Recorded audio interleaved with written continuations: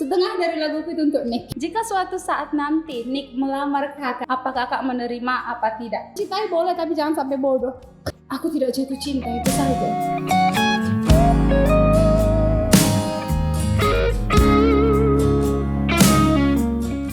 Hai semuanya, kita ketemu lagi di acara Q&A. Kali ini kita akan membahas tentang isi buku aku yang judulnya Diari Cinta. Terima kasih untuk respon kalian yang udah banyak ngasih pertanyaan tentang isi buku Diari Cinta aku. Dan mari kita bahas satu-satu pertanyaannya, oke? Kita mulai dari Tika Suri 19. Bagaimana jika hubungan itu tidak direstui oleh orang tua pihak laki-laki? Bagaimana jika hubungan kita dengan pria yang kita cintai tidak direstui? Untuk aku pribadi, aku merasa restu dari orang tua itu penting. Jadi ketika hubunganmu tidak direstui oleh orang tuamu atau pihak dari kekasih kita, mungkin kita bisa melakukan sesuatu untuk merayu atau menunjukkan bahwa kita pantas untuk mendapatkan dia. Dan ketika orang tuanya masih tidak merestui, kalau aku jadi kamu, aku bakalan stop. Kenapa? Karena restu itu penting bagiku. Karena kalau misalkan aku menjalani hubungan tapi orang tuaku ada yang kecewa, I will not like it. Jadi itu dia. Dan itu tergantung pilihanmu sih. Tapi saranku, dapatkanlah restu dari orang tuamu dulu dan atau orang tua dari pihak laki-laki agar hubunganmu baik-baik saja. Kupikir begitu. Thank you Tika Suri 19 untuk pertanyaannya. Oke, pertanyaan berikutnya guys, datang dari Reni 07 Sitorus. Pertanyaan kakak itu panjang sekali, ada 4. Pertanyaan yang pertama, Kak Reni, serius banget nanya ini. Ada berapa lagu yang kakak ciptakan tentang Nick? Ada berapa lagu yang kuciptakan untuk Nick? Pria di dalam novel ini. Untuk semua laguku yang ada di album pertama aku ciptakan untuk Nick. Bahkan masih ada lagu yang belum aku keluarkan tapi aku ciptakan untuk Nick. Mungkin sekitar setengah dari laguku itu untuk Nick. Begitulah, dia begitu hebat. Dia bisa membuatku menciptakan banyak lagu untuk dia. Thank you untuk Kak Reni dan untuk Nick juga. Pertanyaan yang kedua dari Kak Reni, masih dari Kak Reni. Nick sekarang udah berubah dan belum memiliki pacar, kata siapa? Aku nggak yakin dia nggak punya pacar. Tapi dia bilang dia nggak punya pacar sih, but I'm not sure. Kak Molly juga belum memiliki pacar, tahu aja. Jika suatu saat nanti Nick melamar kakak, apa kakak menerima apa tidak? Gimana Pak? Kalau Nick melamar aku, apakah aku mau atau tidak? Aku tidak tahu, karena aku harus memastikan perasaanku dulu. Karena ketika aku melepaskan seseorang, aku benar-benar serius, begitu. Saat mencintai dia, waktu itu aku tidak main-main. Saat melepaskannya juga aku tidak akan main-main, begitu. Jadi, kupikir aku harus berpikir ribuan kali untuk mau menerima dia kembali. Mungkin karena udah nggak sama gitu, rasanya udah nggak sama seperti dulu. Dia mungkin sudah punya kekasih, atau dia mungkin sudah memiliki orang lain di sisi dia. I don't know. Kak Reni, I'm sorry I cannot answer you. Dan pertanyaan berikutnya, masih dari Kak Reni. Pertanyaan Kak Reni ada 4 tadi. Adakah lanjutan cerita Nick di novel berikutnya? Apa sampai di sini aja? Tahun 2020 bulan 1 aku berhenti menulis apapun tentang Nick. Aku tidak menulis lagu untuk dia lagi. Aku tidak menulis buku untuk dia lagi. Ini buku terakhir, ini karya terakhir untuk dia. Bukan untuk dia sih, untukku. Maksudku aku hanya menulis kisah kami di sini. Dan sampai sekarang aku nggak nulis apapun lagi. Aku nggak bisa nulis karena I don't think about him anymore. Aku nggak memikirkan dia lagi, begitu.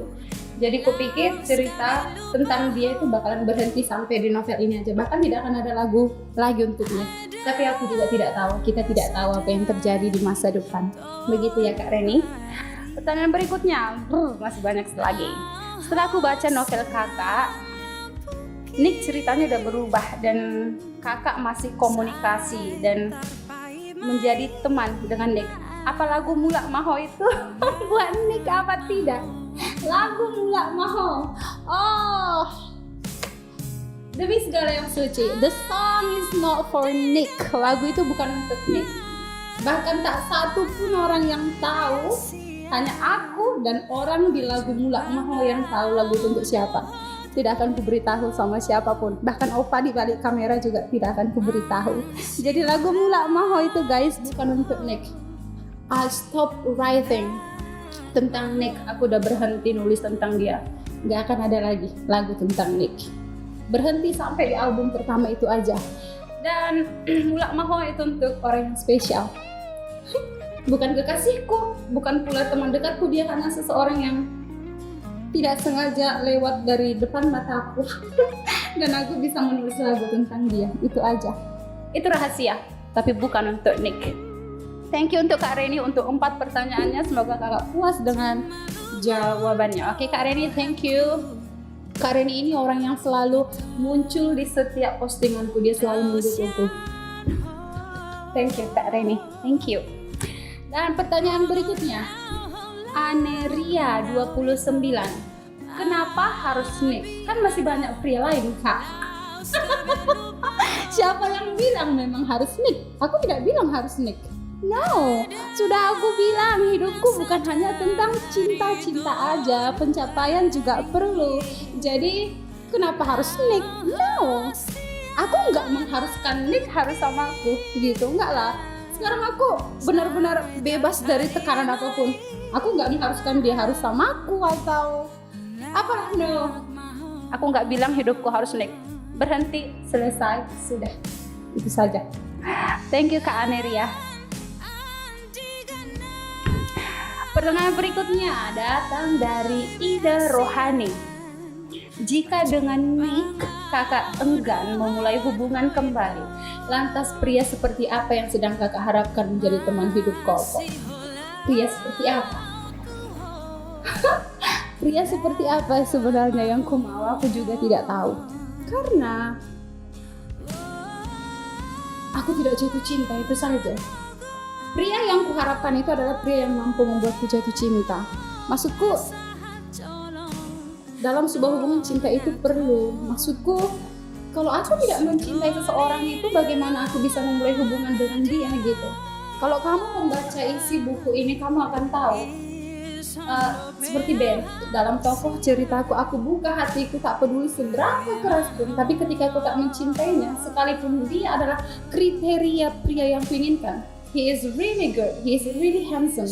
Dia pintar, dia tampan, dia baik hati, dia membawaku ke gereja berulang-ulang kali. Dia mengenalkanku pada Tuhan, bahkan membawaku ke gereja. Bahkan aku yang gak pernah ke gereja, dia bahkan membawaku. Tetapi waktu itu I cannot feel anything gitu. Jadi sebenarnya yang ku mau pria seperti apa? Yang pertama itu adalah pria yang bisa membuatku jatuh cinta. Karena aku agak-agak hilang rasa gitu. Hampir-hampir mati rasa. Nggak mati rasa sih, cuma tolong buat aku jatuh cinta, itu aja. Setelah dia membuatku jatuh cinta, aku akan lihat karakternya. Kalau karakternya cocok denganku, maka aku akan memilih dia begitu. Tapi sekalipun aku mencintainya, tapi ketika dia membuatku tertekan, aku akan lepaskan juga. Sombong ya? Sombong apa gitu. Tapi enggak lah, cinta itu seharusnya membuat kita itu semakin bahagia. Tapi kalau ketika cintanya udah buat kita makin hancur dengan alasan cinta-cinta itu apakah aku harus bertahan? No way. Mencintai boleh tapi jangan sampai bodoh.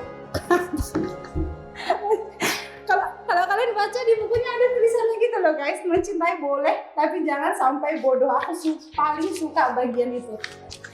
Jangan kayak aku. Jangan kayak aku. Aku nggak sampai bodoh Pak.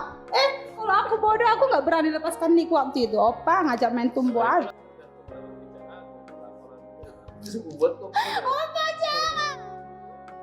Oke guys, itu dulu untuk sesi pertama untuk Kak Ida Rohani.